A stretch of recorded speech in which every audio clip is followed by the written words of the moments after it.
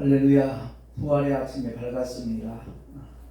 오늘은 5번째 시간입니다. 인간의 영혼육의 관계에 대해서 함께 말씀을 통해서 은혜를 받기를 원합니다. 베드로전서 1장 9절 말씀을 제가 봉독합니다. 믿음의 결국 곧 영혼의 구원을 받음이라. 아멘. 연이어서 디모데후서 4장 7절입니다.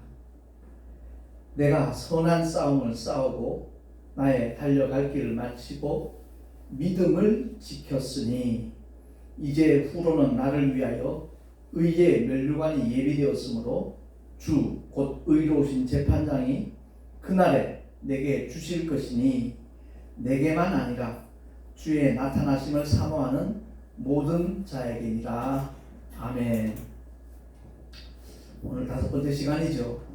영혼육의 관계에 대해서 계속 말씀을 통해서 은혜를 나누고 있는데, 오늘날 왜 목회자들이 목회를 하는가, 그리고 구원받은 성도들이 왜 교회 생활, 신앙생활을 계속해야 되는가에 대해서 잠깐 살펴보도록 그렇게 하겠습니다.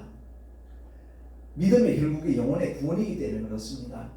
교회를 다니면서 다른 부수적인 것 때문에 주님을 떠나는, 믿음을 저버리는 그런 일들이 참 많이 일어나고 있죠. 참 안타까운 현상입니다.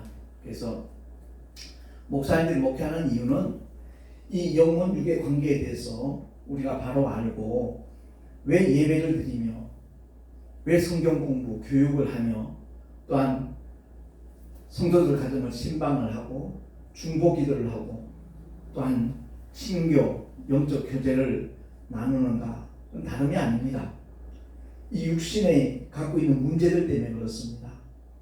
가장 큰 문제가 뭐냐면, 인생을 살아가면서 사람들이 가장 고통스럽게 생각하는 문제가 바로, 또한 두려워하는 문제가 질병과 가난과, 그리고 여러 가지 어떤 재앙, 사고와 인생에 있어서 어떤 실패, 그것을 가장 두려워합니다. 왜냐하면 특히 질병과 가난은 죽음의 그림자입니다.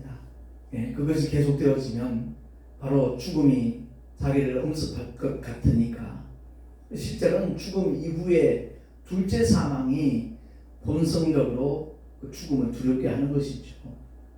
그래서 육체가 가장 문제덩어리란 말을 제가 자주 합니다만은, 이 몸 자체가 많은 문제를 안고 있습니다. 식사를 하고 난 다음에 한 4시간 지나면 또 밥을 먹어야 돼요. 그리고 하루 일과를 마치면 분명히 어떤 안식의 시간, 휴식의 시간이 필요하거든요. 그렇지 않으면 일상생활을 계속 영위하기가 굉장히 곤란하고 힘들어집니다. 그래서 이 육이 가지고 있는 문제들, 모든 인류가 다 공통적으로 갖는 문제가 뭐냐면, 태어나서 이제 양육되는 과정 속에 공부를 해야겠죠. 그러려면 입시라는 어떤 진학의 문제라든가, 졸업을 하고 난 다음에도 역시 또 취직을 하기 위해서 취업의 문제가 기다리고 있습니다. 그리고 취업했다 할지라도 또 몇 년이 지나고 나면 승진을 해야 되는데, 아니면 약간의 어떤 자금이 있어서 사업을 시작한다거나 그러면 그 모든 문제들이 형통하면 괜찮아요. 근데 어떤 어려움을 만났을 때 그것을 인하여 신앙생활을 포기한다거나 인생을 포기하는 그런 엄청난 일들이 이제 발생할 수 있어서, 목사님들이 이렇게 목회하는 목적은, 그리고 성도들이 신앙생활하는 목적은 바로 이 육의 문제로 인하여 영이 갖고 있는 하나님의 영원한 복, 영혼의 구원을 받은 그 믿음을 상실할까봐, 그것을 놓칠까봐, 그래서 목사님들이 그렇게 기도를 하고 말씀을 증거하고 교육을 하고 신방을 하고 친교를 하는 겁니다. 그래서 사도 바울이 고백했듯이, 내가 선한 싸움 싸우고 믿음을 지켰다라고 선포하고 있지 않습니까? 믿음은 구원의 유일한 조건입니다. 하나님께서 우리 인생을 위하여 행하신 큰 사건이지요. 그게 2000년 전 일어난 십자가의 죽음과 부활입니다. 사망 권세를 깨뜨리시고 주님은 말씀하신 대로 사흘 만에 부활하셔서 오늘 부활 주일입니다마는 모든 믿는 자들에게 영원한 산 소망을 약속을 하셨습니다. 그래서 그 약속을 끝까지 붙잡고 지키는 자들에게 주어지는 것이 하나님의 영원한 구원의 축복이죠. 저 천국에서 주님과 함께 영원히 행복하게 사는 것이거든요. 오늘 낮예배 때 특성을 부르셨지만 베드로전서 1장 3절 4절 말씀이거든요. 찬송하리로다. 우리 주 예수 그리스도의 아버지 하나님이 그 많으신 긍휼대로 예수 그리스도의 죽은 자 가운데서 부활하심으로 말미암아 우리를 거듭나게 하사 죽은 소망이 아니라 산 소망이 있게 하시며 썩지 않고 더럽지 않고 쇠하지 않는 기업을 있게 하시나니 곧 너희를 위하여 하늘에 간직하신 것이라. 아멘. 그렇습니다. 하나님의 자녀가 되었다는 말은 하나님의 후사가 되었다는 겁니다.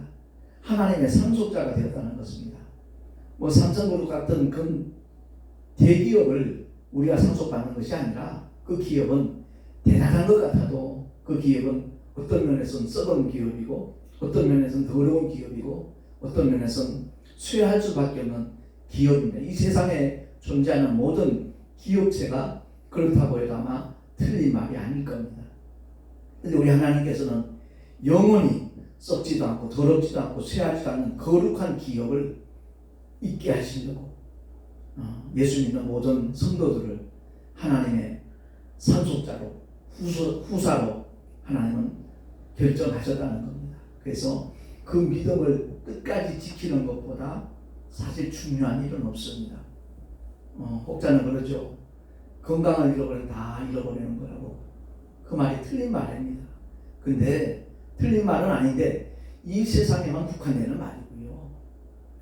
믿음을 잃어버리면 영원히 모든 것을 다 잃어버리는 겁니다. 예수를 믿기만 하면 주님의 십자가의 공로 때문에 주님의 대속의 죽음 때문에 주님의 희생 때문에 우리가 천국 가게 되어지는 것인데 그 믿음을 내팽개쳐 버린다면 주님께 돌아온 자 아무도 못 뺏어갑니다. 근데 가룟 유다처럼 스스로 버리고 포기하는 자는 주님의 억지를 붙잡고 애걸하지 않습니다. 왜? 우리 인간에게는 하나님께서 하나님의 속성처럼 자유의지를 주셨습니다. 그래서 내가 선택할 수 있는 자유가 있습니다. 예수를 믿을 자유도 있고 믿지 않을 자유도 있습니다. 그러나 그 결과는 본인의 책임이라는 거죠. 그러니까 가룟 유다가 그 당시 상황이 아무리 자기가 기대했던 바와 다른 바로 주님이 가신다 할지라도 사실 가룟 유다는 어떤 정치적인 측면에서 볼 때 로마의 속국이었던 이스라엘을 해방시킬 수 있는 능히 하시고도 남을 수 있는 분이 예수님이라는 믿었을 겁니다. 그런데 주님이 연약한 모습으로 로마 군사 유대 병정에 붙잡혀서 십자가에 달려 처형을 당하실 거라는 말씀을 하시니까 동결을 맡은 자로서 가장 어떤 면에서는 똑똑했고 신임을 받았던 사람인지도 모릅니다. 누군가는 그렇게 해석을 해요. 가룟 유다가 그렇게 은산실에 예수님을 팔아버리면 예수님이 괘씸해서라도 생각을 바꾸시지 않을까 그런 기대감으로 예수님을 팔았다는 그런 학설도 없지 않아 있습니다. 전혀 일리 없는 얘기라 말할 수 없지만 그건 어디까지나 사람의 일을 생각하는 사람들의 주장이고 하나님 일을 생각하는 사람이라면 결코 그것이 아니죠. 그야말로 주님이 걸어가지고 달려가신 그 발자취를 끝까지 정말 십자가 지고 쫓아가는 자, 날마다 자기를 부인해야 되고 날마다 제게 주어진 십자가를 달게 지고 기쁨으로 쫓아가는 그 믿음의 사람을 하나님은 지금도 찾고 계십니다. 좁고 협착한 길이라 할지라도 그 길만이 생명길임을 알고 이 믿음의 길을 걸어가는 사람이라면 그는 참으로 복된 사람이라는 것 우리가 기억했으면 좋겠습니다. 그래서 이런 인생에 가는 길에서 언제나 겪을 수 있는 여러 가지 문제들 이것 때문에 혹여 믿음을 저버릴까 봐 그것 때문에 목사님들은 끊임없이 성도들을 위해서 중보기도 하는 것이고요. 끊임없이 주일마다 생명의 말씀, 진리의 말씀을 선포하는 것이고요. 성령께서 또한 그 증거들을 나타내시고 보여주고 계시는 겁니다. 그러니까 교회도 현재 이 세상 속에 있지요. 그런데 교회와 세상은 어디까지나 소속이 다르다는 것을 우리가 알아야 됩니다. 세상은 음부 권세 잡은 자, 사망 권세 잡은 자, 그야말로 지옥 권세를 갖고 있는 원수 마귀가 장악하고 있다고 해도 아마 틀린 말이 아니죠. 그래서 예수님은 마귀를 지칭할 때 세상 임금이라고 했습니다. 왜냐하면 하나님께서 하나님의 형상대로 그 모양을 따라 지으신 아담에게 모든 권리를 주셨습니다. 그야말로 이 세상을 지배하고 다스리고 정복할 수 있는 그 왕권을 이미 하나님이 부여를 하셨어요. 그런데 하와를 틈타서 원수 마귀가 아담이 하나님의 말씀을 명령을 거역하도록 유혹을 했지요. 그래서 자기도 모르게 아내가 따주는 선악과를 먹는 바람에 죄가 이 세상에 들어오게 된 겁니다. 그래서 아담이 하나님처럼 되기 위해서 선악과를 따먹은 것은 아니지만 그 마귀의 음모에 마귀의 괴계에 속아 넘어가서 자기에게 주어진 그 모든 왕권을 놓쳐버린 거죠. 마귀에게 이양시켜버린 겁니다. 그래서 예수님께서는 마귀를 세상 임금이라고 그렇게 지칭을 하고 있었던 거죠. 그 세상 임금은 이미 2000년 전에 십자가로 심판을 받았습니다. 영혼이 꺼지지 않는 지옥불에 던지우기로 이미 하나님이 선언하신 겁니다. 이를 가리켜 하나님이 심판하셨다라고 말씀하는 겁니다. 마귀가 불못에 던졌다는 얘기와는 다른 차원입니다. 시차가 있다는 시차가. 이미 정죄받았고 심판받았기 때문에 이제 집행만 남아있을 뿐이죠.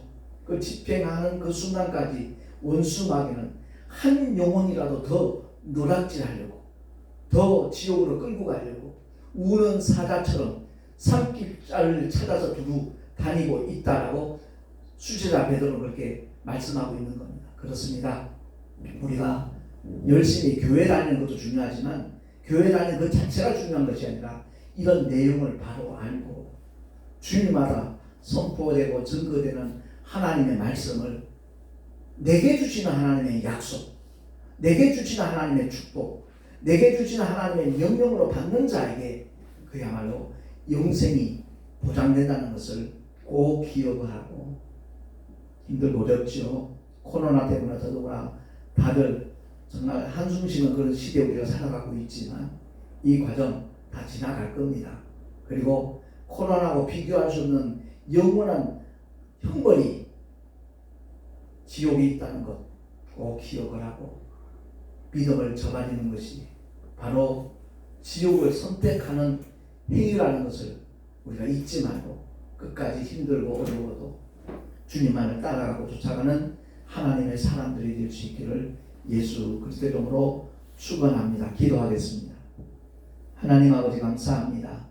짧은 시간 우리가 말씀을 나누었지만 예수 믿는 이유가 무엇인가, 목적이 무엇인가, 그 결과가 무엇인가 말씀을 통하여 살펴보았습니다. 잘 먹고 잘 자는 것도 아니고 그냥 질병에서 해방되어서 건강하는 그 자체가 신앙생활의 목적이 아니라 정말 영혼의 구원을 받는 것이 믿음의 결국이라는 것을 사도 베드로도 그렇게 선포를 했고, 또한 사도 바울 역시도 내가 선한 싸움을 싸우고 달려갈 길 마치고 내 믿음을 지켰다라고 선언했듯이 우리가 동일하게 그날에 정말 주님 앞에 이처럼 고백할 수 있는 믿음의 주인공 하나님의 사람들 되기를 소망합니다. 성령 하나님 언제 어디서나 우리를 붙잡아 주시고 우리를 인도하시고 아버지의 거룩하신 뜻대로 우리 한 사람 한 사람 사용하여 주시옵소서. 그리하여 의의 멸류관의 주인공이 될 수 있는 우리 모두가 되게 하여 주시옵소서. 우리 구주 예수 그리스도 이름으로 감사하며 간절히 축복하며 기도하옵나이다. 아멘.